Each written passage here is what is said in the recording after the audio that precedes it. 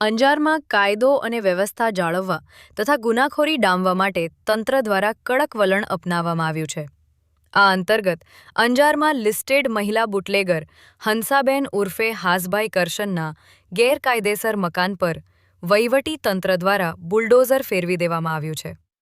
આ કાર્યવાહી પોલીસ વિભાગ અને રેવન્યુ વિભાગ દ્વારા સંયુક્ત રીતે હાથ ધરવામાં આવી હતી.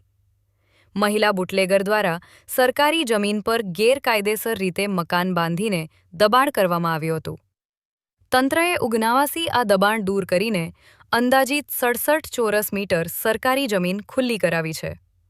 જમીનની અંદાજિત કિંમત ₹8 લાખ જેટલી આંકવામાં આવી છે.